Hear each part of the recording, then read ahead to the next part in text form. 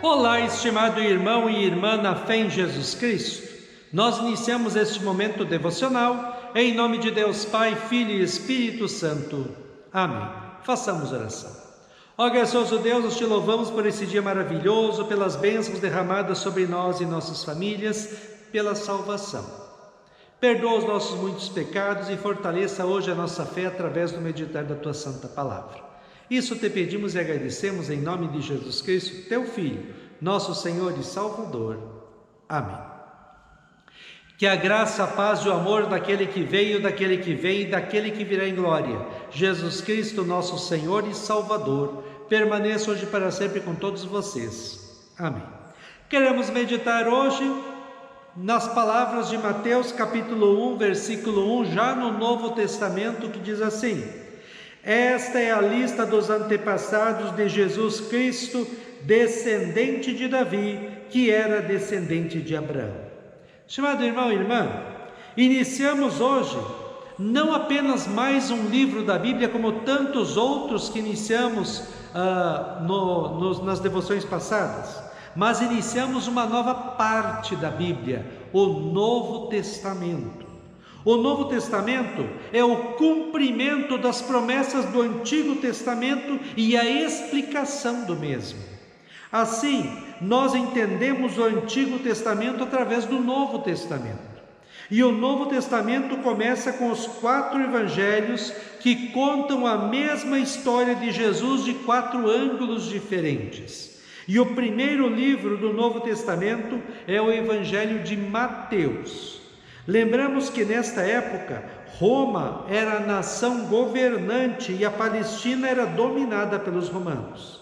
Mateus era um coletor de impostos para o governo romano, o que não era bem visto pelo resto do povo judeu.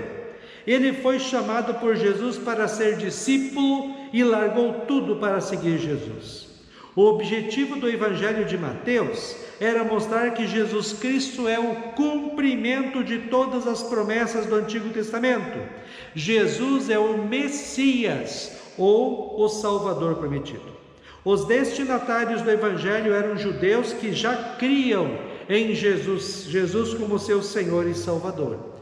E o Evangelho começa com a seguinte frase: esta é a lista dos antepassados de Jesus, descendente de Davi, que era descendente de Abraão. Objetivamente, Mateus diz que Jesus é o descendente de Abraão, o pai dos judeus, e de Davi, o grande rei de Jerusalém. Estes 2 personagens do Antigo Testamento eram reverenciados pelos judeus, e citá-los já no início do Evangelho é dizer que há uma continuação da história da humanidade e da igreja em Cristo.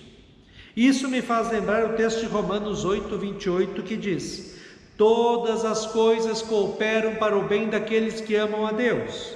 Assim, Deus está escrevendo a história do mundo e da igreja. Ele é o autor de todas as coisas e Ele está no controle de tudo o que acontece neste mundo. Deus criou o mundo e o ser humano perfeitos, sem pecado e sem nada de ruim.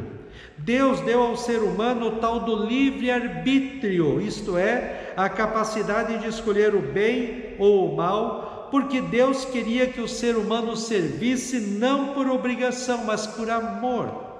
Deus colocou no jardim do Éden a tal da árvore do conhecimento do bem e do mal e disse para o ser humano não comer do seu fruto, porque se comesse traria a morte e o mal sobre toda a criação. Influenciado pelo diabo, o ser humano desobedece a Deus e comete o pecado, que nada mais é do que uma rebeldia, uma revolta contra Deus. E como Deus não mente, veio como consequência do pecado sobre toda a criação, a desgraça, o sofrimento, a maldade e a morte. Mas Deus continuou a amar o ser humano, pérola da sua criação, e por isso, já em Gênesis 3,15, logo após o pecado acontecer, Deus promete que o descendente da mulher seria aquele que iria acabar com o diabo e salvar a humanidade, Jesus Cristo. Para cumprir este propósito, Deus chamou Abraão, fez dele uma grande nação, cujo maior rei foi Davi, extremamente consagrado a Deus, e Deus foi trabalhando na história do povo judeu para a chegada de Jesus Cristo, o Emanuel, que quer dizer Deus está conosco. Por isso Mateus começa dizendo que Jesus Cristo é o descendente de Abraão e de Davi. Ele é o cumprimento das promessas do Antigo Testamento. Ele é o Salvador prometido. Talvez agora, estimado irmão e irmã, você esteja perguntando: tá, mas o que tem isso a ver comigo hoje? Ora, não existe nada mais importante do mundo de que termos a certeza de quem é Jesus Cristo, o que Ele fez e como isso nos afeta hoje. Toda a mensagem da Bíblia é resumida em um único versículo, onde João 3,16 diz assim: porque Deus amou o mundo de tal maneira que deu o seu Filho unigênito para que todo o que nele crê não pereça, mas tenha vida eterna. Assim como Deus agiu na história do Antigo Testamento, preparando o caminho para a vinda de Jesus, Ele veio ao mundo em Cristo, sofreu na cruz toda a ira e castigo de Deus em nosso lugar, e com a sua morte conquistou para todo o que nele crê o perdão dos pecados, da vida e a salvação eterna. Deus continua agindo na história do mundo e dos cristãos hoje, cuidando de nós, nos abençoando, protegendo e amparando. Ele está conduzindo as nossas vidas até chegarmos ao alvo, a vida eterna nos céus. Em nossas lutas por este mundo, nós não estamos sozinhos. Temos um Senhor e Salvador que morreu por nós, ressuscitou e disse que estaria conosco todos os dias. E Jesus Cristo está conosco nos bons e maus momentos da vida. Nossa vida está em suas mãos e isso nos dá segurança, tranquilidade e paz, mesmo quando passamos por aflições. O Evangelho de Mateus vai afirmar para nós que Jesus Cristo é, sem dúvida, o nosso Senhor e Salvador. Efésios 1, 6 a 11 diz assim sobre Jesus Cristo: portanto, louvemos a Deus pela sua gloriosa graça que Ele nos deu gratuitamente por meio do seu Filho querido, Jesus. Pois, pela morte de Cristo na cruz, nós somos libertados, isto é, os nossos pecados são perdoados.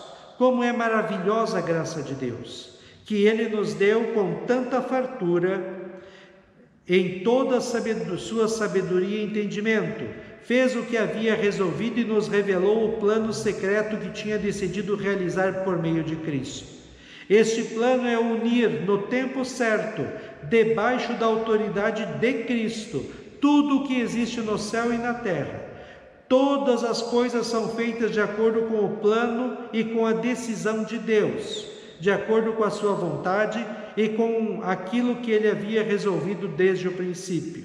Deus nos escolheu para sermos o seu povo por meio da nossa união com Cristo.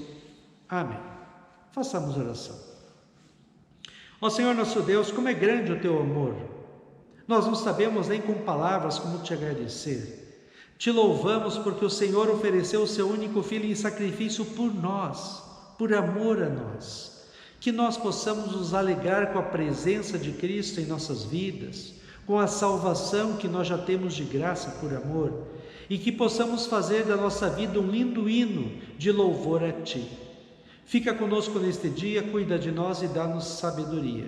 Isso te pedimos e agradecemos em nome de Jesus. Amém. Receba a bênção do Senhor. O Senhor te abençoe e te guarde. O Senhor faça resplandecer o seu rosto sobre ti e tenha misericórdia de ti. O Senhor sobre ti levante o seu rosto e te dê a paz. Amém.